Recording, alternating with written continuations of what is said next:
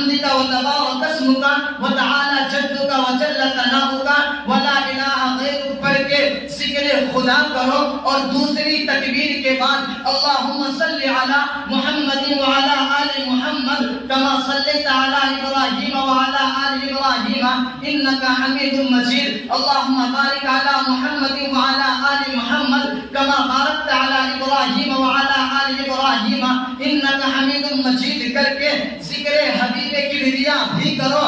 یہیں پر بات ختم نہیں ہوتی، میں اس سے بھی آگے چل کر کہنا چاہتا ہوں انسان کا آغاز ولادت سے ہے، ولادت میں جہاں ذکر خدا ہے وہیں ذکر حبیب کبریا بھی ہے۔ انسان کی انتہا موت اور وفات ہے، وہاں بھی جہاں ذکر خدا ہے وہیں ذکر حبیب کبریا بھی ہے۔ میں بات اس سے بھی آگے چلتا ہوں، صرف میں کہنا چاہوں گا اللہ نے جہاں جہاں ذکر خدا فرمایا ہے وہیں ذکر حبیب کبریا بھی فرمایا۔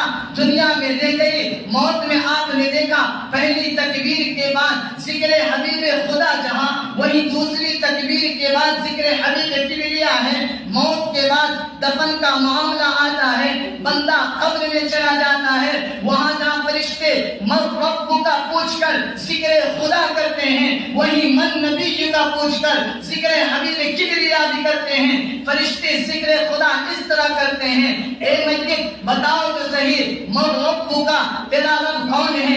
یہ ذکر خدا ہے، ذکر حبیب ذکر خدا ہے۔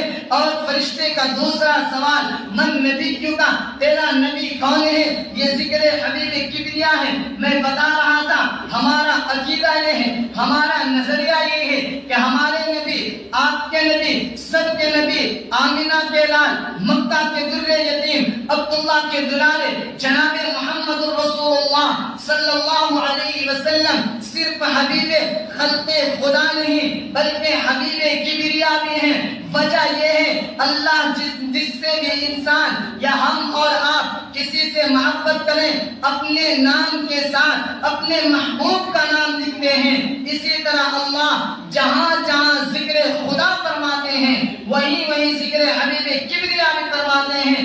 بات اور آگے چلیں، ہمارے نبی کا ذکر صرف دنیا میں نہیں، ہمارے نبی کا ذکر صرف خبر میں نہیں، اس سے بھی آگے چلیں جہاں ہم قیامت کے دن میدان حشر میں اٹھائے جائیں گے، میدان حشر کے اندر جمع کیا جائے گا، حساب و کتاب کا زمانہ ہوگا، جہاں ہم خدا کی خدائیت کا اقرار کریں گے، جہاں ہم اللہ کی وحدانیت کا اقرار کریں گے، جہاں ہم رب کی ربوبیت کا اقرار کر کے ذکر خدا کریں گے۔